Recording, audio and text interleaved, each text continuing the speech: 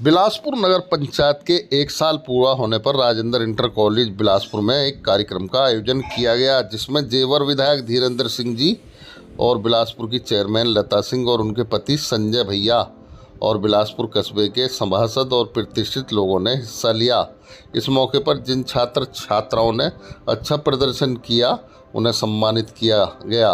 इसके अलावा विभिन्न क्षेत्रों में अच्छा काम कर रहे लोगों को भी सम्मानित किया गया।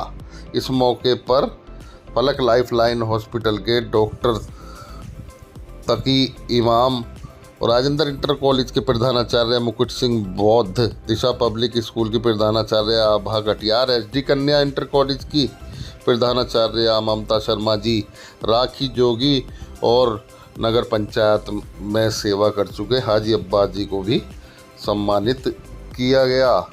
इस मौके पर विधायक धीरेन्द्र सिंह जी ने कहा कि बिलासपुर कस्बा विकास के क्षेत्र में अछूता नहीं रहेगा। वहीं संजय भैया ने कहा कि 1,36,00,000 रुपए की लागत से कस्बे में काम हुए हैं। इस कार्यक्रम के आयोजक का मैं धन्यवाद करना चाहता हूं कि उन्होंने लोकतंत्र की परिपाटी को आगे बढ़ाते हुए 1 साल बेमिसाल के नाम से शीर्षक देकर अपने 1 साल के कार्यों को अपनी प्यारी जनता के समक्ष रखा। यही लोकतंत्र की भावना है कि जो जनता जनप्रतिनिधि चुनती है उसे यह पूरा अधिकार जानने का होता है कि जिसे हमने बड़े मन से चुना था उस प्रतिनिधि ने हमारे लिए क्या किया है। इसके साथ ही मैं भी अपने आप को सौभाग्यशाली समझता हूं कि मैं आपका विधायक हूं और आपने मुझे बड़े प्यार से अपना दोबारा भी विधायक चुना है। उसके लिए मैं आपका धन्यवाद करता हूं। ये जो बिलासपुर नगर पंचायत है, ये बड़ी ऐतिहासिक नगर पंचायत है और मैं समझता हूं कि सही मायने में आपको इस बार एक अच्छे चेयरमैन मिले और जो आधुनिक जरूरत है इस कस्बे के लिए, लोगों के विकास के लिए, उनकी मूलभूत सुविधाओं के लिए, वो उन समस्याओं के प्रति भी सजग हैं। और विधायक होने के नाते मैं आप लोगों की खुशहाली के लिए सरकार से क्या क्या योजनाएं ला सकता हूं, उसके लिए मैं आपके चेयरमैन साहब से बात करके पूरा प्रयास करूंगा कि बिलासपुर हमारे जिले की एक अच्छी नगर पंचायत साबित हो। देखिए, आज हमारा जनपद पूरे देश और दुनिया में एक मुकाम हासिल कर चुका है और आप जिस विधानसभा से ताल्लुक रखते हैं, जेवर विधानसभा, वह आज विश्व मानचित्र पर अपनी एक पहचान इसलिए बना चुकी है क्योंकि यहाँ विकास की अनेकों योजनाएं धरातल पर उतरने जा रही हैं।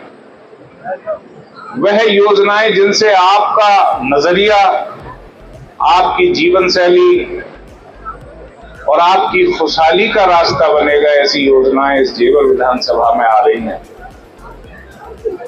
वह अंतर्राष्ट्रीय एयरपोर्ट जो गेम चेंजर है इस क्षेत्र के लिए ही नहीं वरन पूरे उत्तर प्रदेश और देश के लिए।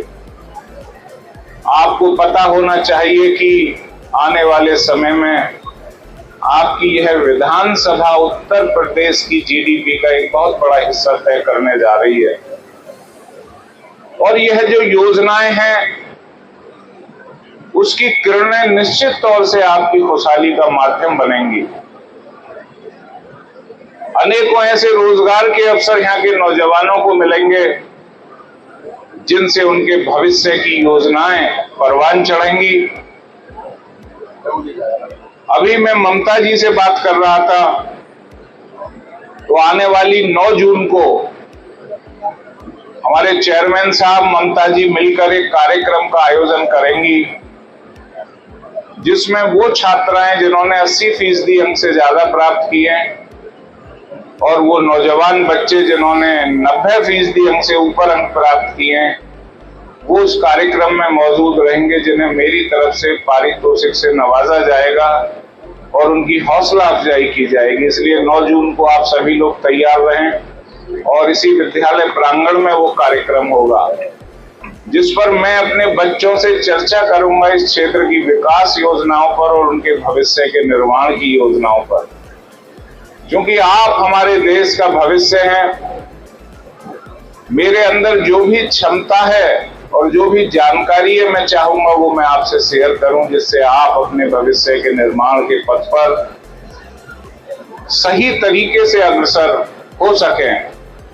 अभी ममता जी ने कौशल विकास केंद्र की भी बात की है। मैं ये भी चाहूंगा कि बिलासपुर और आसपास के जो हमारे बच्चे हैं उन्हें स्किल्ड हम लोग करें, बच्चियों को हम लोग स्किल्ड करें, जिससे भविष्य में उन्हें किसी दिक्कत का सामना ना करना पड़े। इस तरीके के कौशल विकास केंद्र भी मैं आपके यहाँ भविष्य में बनवाने जा रहा हूँ। आप लोग मुझे प्रस्ताव बनाकर देंगे कि बच्चों की क्या हॉबी है, आखिर वो किस क्षेत्र में आगे बढ़ना चाहते हैं, तो हम उसकी रूपरेखा तय करके उसी तरीके के कौशल विकास केंद्र इस बिलासपुर में बनवाएंगे। जो बच्चियां सिलाई सीखना चाहें, कढ़ाई सीखना चाहें, जो बच्चे ट्रेनिंग लेना चाहें ITI से संबंधित या अन्य, अगर आप फिल्म मेकिंग भी सीखना चाहें या फैशन डिजाइनिंग भी सीखना चाहें तो उसकी भी व्यवस्था की जाएगी, क्योंकि आपकी विधानसभा में फिल्म सिटी भी बनने जा रही है।